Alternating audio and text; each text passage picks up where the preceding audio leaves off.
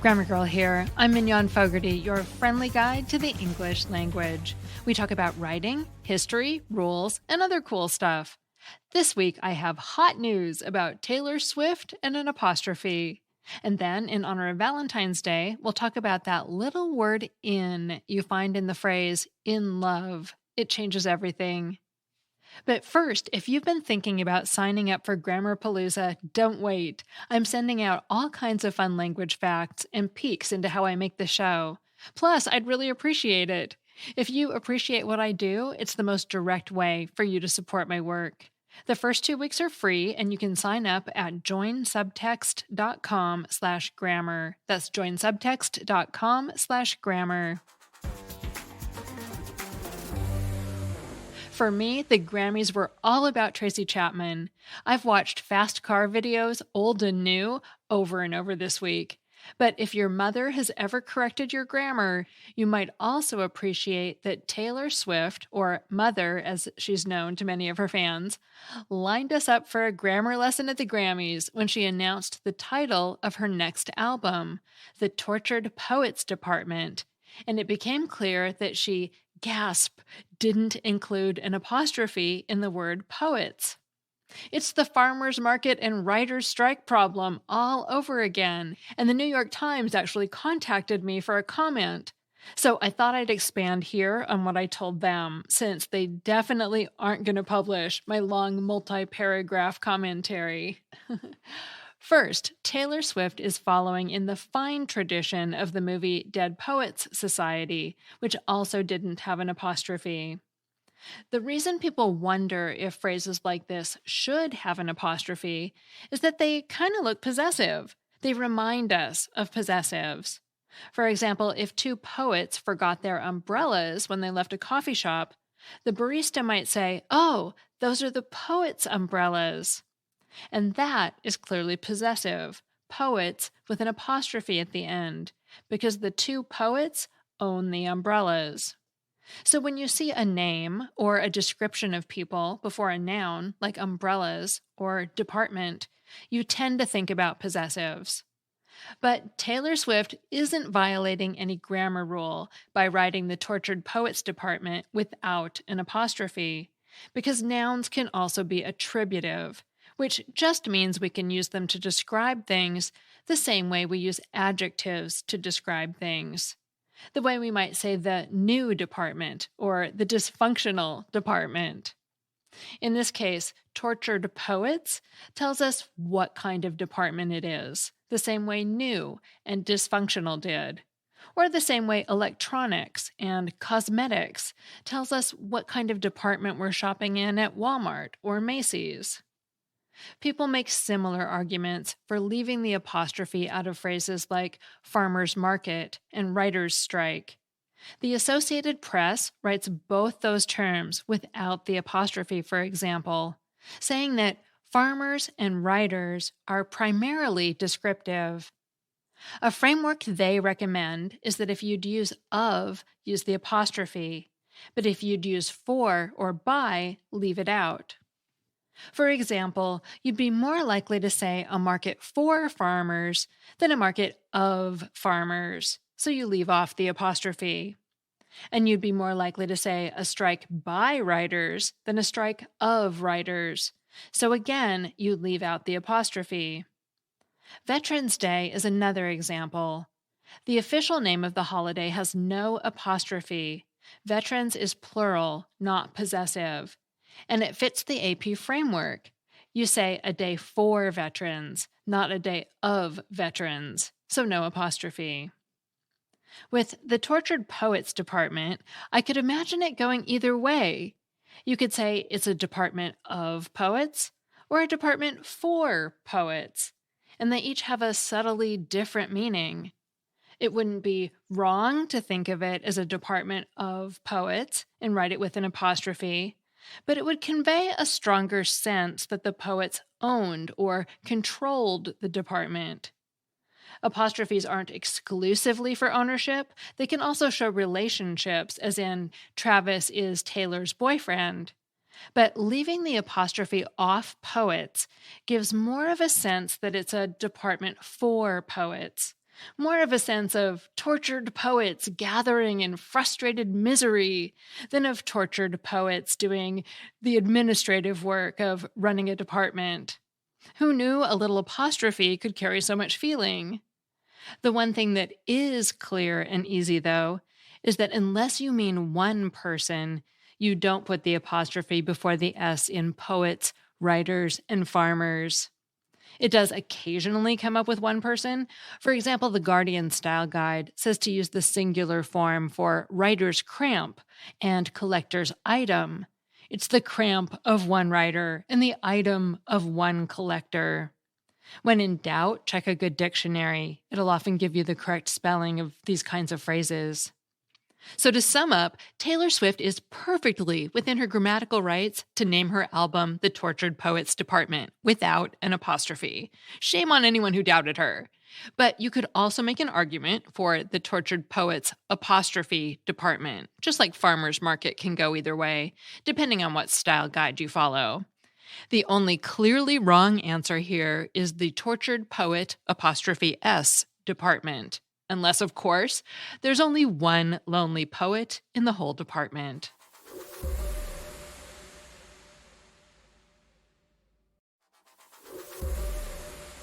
Love.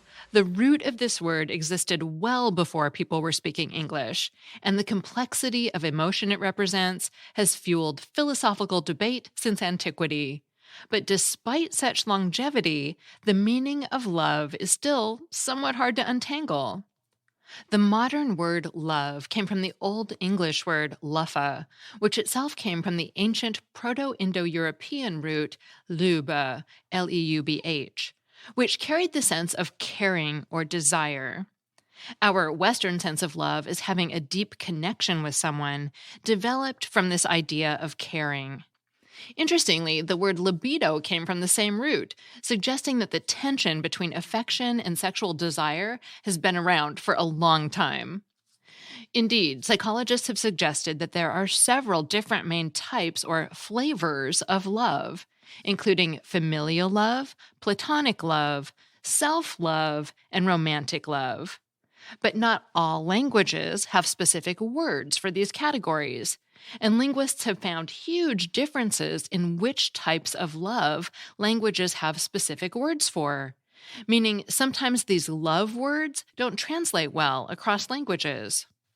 For example, the Australian Aboriginal language Pindupi has the word kanyaninapa, which translates roughly into holding, which denotes a form of nurturing and caring love between a parent and child.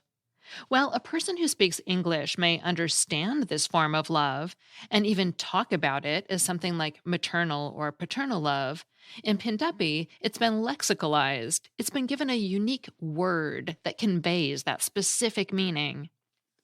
Because English uses just one word for many different types of love, we can love our friends and we can love our partners, and just as readily we can love apple pie.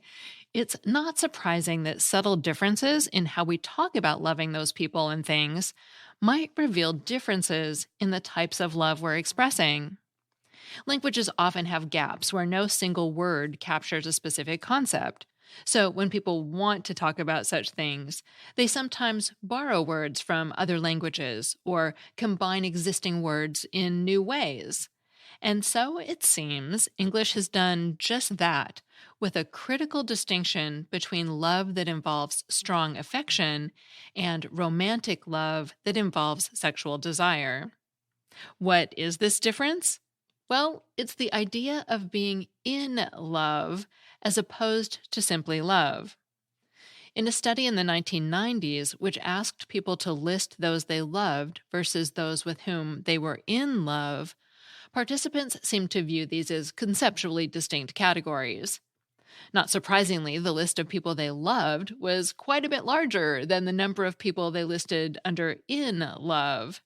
If you made a Venn diagram, the in love circle is small and contained entirely within the bigger love circle. The difference in large part seems to rest on whether people felt sexual desire.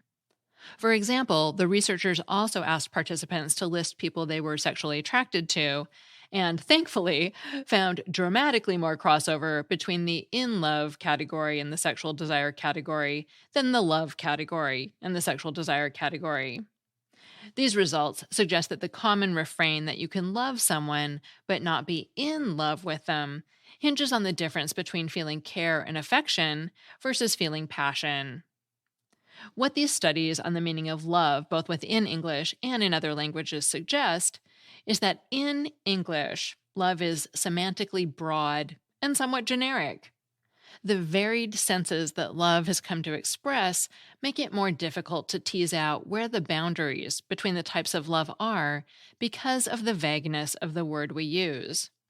This is what drives our need to use descriptive terms and metaphors: falling in and out of love, motherly love, burning love, suggesting that regardless of what your love language might be, English's love language is pretty impoverished, and that the one tiny little in the phrase in love is a key marker of which type of love we feel.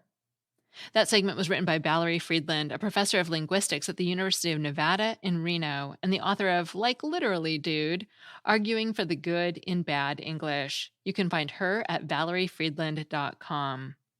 And if you're still in the mood for love, another Quick and Dirty Tips podcast, The Savvy Psychologist, had a show back in November about some surprising things that are helpful when you're looking for love. The title was 8 Factors That Influence Your Love Life, and that's from Dr. Monica Johnson, The Savvy Psychologist. Finally, I have a Familect story.